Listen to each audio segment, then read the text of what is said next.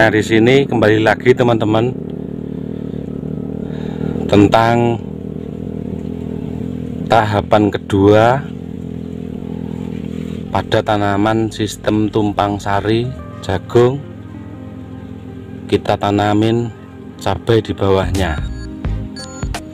Nah, seperti ini kondisinya. Setelah 1 minggu kurang lebih saya lakukan perempelan daun jagung, yang di sini termasuk daripada tahapan awal yang sudah saya lakukan dengan menyeluruh dan berhasil. Seperti yang saya sampaikan kemarin, bahwasanya tahapan ini harus dilalui dan wajib bagi para petani, khususnya di lahan tumpang sari tanaman cabai. Nah, kondisinya seiring dengan berjalannya waktu, curah atau fenomena El Nino sudah hilang, alias hujan sudah stabil intensitasnya. Di tahapan pertama sudah saya lakukan pembersihan lahan di samping-samping batang tanaman cabai yang akan mengganggu nantinya. Ini adalah tahapan pertama yang harus dilalui dan berhasil, hingga tanaman cabai 85% mengalami perubahan walaupun belum dipupuk, baik menggunakan pupuk kandang maupun menggunakan pupuk ZA, Ponska maupun pupuk-pupuk yang lainnya. Nah, kondisinya sedemikian. Hasil daripada tahapan pertama yaitu perempelan daun jagung sudah rata ya, mengering, menipis dan otomatis tidak mengganggu daripada tanaman cabai kita, sehingga proses sirkulasi udara dan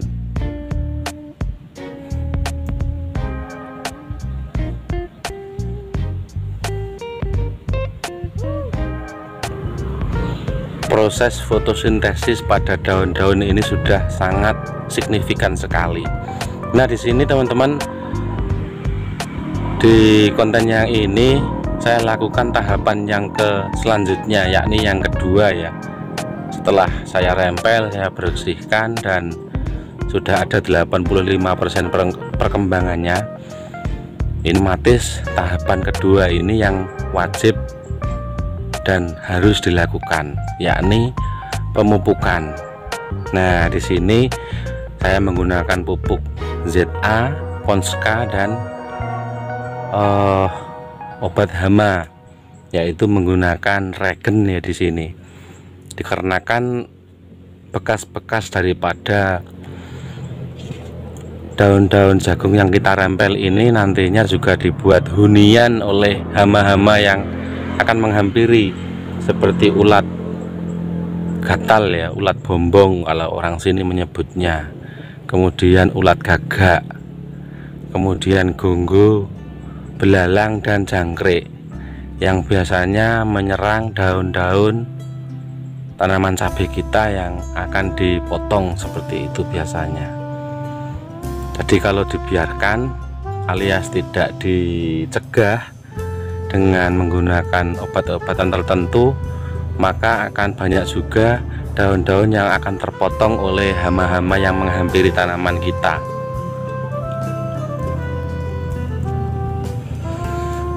Mengenai perkembangan tanaman jagung, saat ini sudah matal ya teman-teman ini.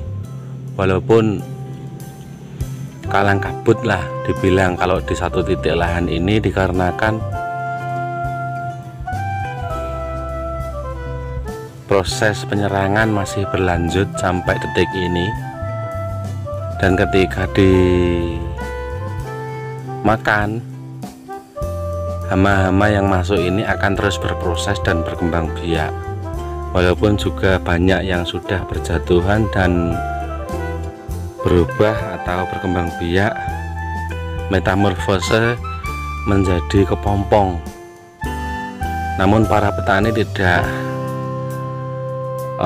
memikirkan yang ini ya, dikarenakan tahapan saat ini secara keseluruhan petani itu menyiapkan tahapan pembersihan lahan yang nantinya tidak sampai di 1-2 minggu ini sudah banyak petani yang mau tanam kedua, baik tanaman jagung.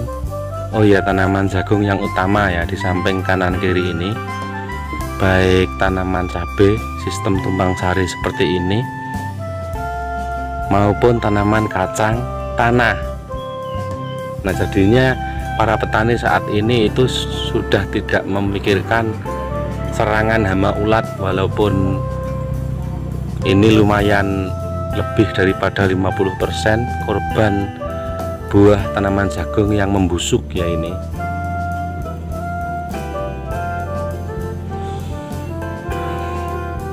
Namun dikala para petani seperti saya saat ini yang sudah menangani tanaman cabai berkelanjutan di tahapan kedua melakukan pemupukan menggunakan ZA ini kita tuntaskan dulu, dikarenakan kalau terlalu lama ini sudah hampir 3 bahkan ada yang 2 bahkan ada yang 3 minggu itu belum kita rawat. Jadinya kalau terlalu lama di dalam tanaman jagung yang belum kita rempel, maka juga akan rawan sekali baik hama ulat maupun daun-daun yang nantinya keriting, dikarenakan tidak ada proses fotosintesis atau pemanasan pada cahaya yang ada di lahan kita. Seperti itu. Nah, kondisinya sudah 95%, lahannya bersih, sudah kita rawat, kita rempel, kita cabutin rumput-rumputnya juga yang agak besar, dikarenakan sampai di 3 minggu penanaman sampai saat ini itu sudah mulai pada bermunculan gulma-gulma yang sudah besar. Walaupun masih banyak yang belum nampak, namun ini sudah, kalau dibiarkan ini bisa keteteran seperti itu. Banyak rumput-rumput yang sudah berdatangan menghampiri di lahan cabai kita. Nah, ini kalau dibiarkan maka nantinya akan menghambat proses pertumbuhan dan proses berkelanjutan dalam menangani tanaman cabai yang ada di lahan kita. Seperti itu. Nah, untuk perkembangannya juga lumayan. Daun-daun yang sudah tampak melebar, tunas-tunas yang bermunculan, dikarenakan di sini juga tidak hanya satu item tanaman cabai yang saya tanam, yakni tanaman cabai yang masih kecil, itu prosesnya baik sekali. Namun yang sudah dewasa lebih dari 1 meter kemarin yang saya tanam, itu baru mulai bermunculan tunas-tunasnya, dan itu prosesnya lama, dikarenakan proses daripada pergantian tunas yang lama ke tunas yang baru itu memerlukan waktu yang sangat lama sekali, dikarenakan mestinya kita harus memotong pucuk yang lama agar cepat pada tunas-tunas yang baru itu akan bermunculan seperti itu. Namun kembali lagi di pekerjaan para petani saat ini, dikarenakan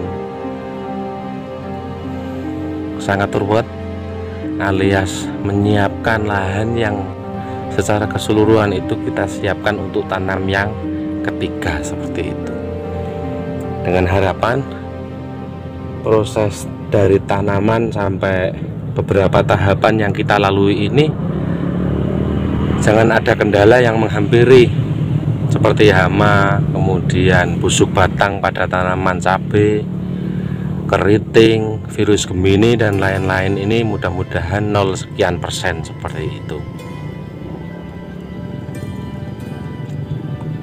Nah, hasil daripada tanaman yang sudah 3 minggu berlalu ini seperti ini kondisinya. Sudah mulai pada nampak sangat hidup sekali dan daun-daunnya melebar, tunas-tunasnya pada bermunculan. Inilah pada tahapan yang kedua yang sudah kita lalui. Oke, mudah-mudahan bisa memberikan sedikit motivasi. Terima kasih dan assalamualaikum warahmatullahi wabarakatuh.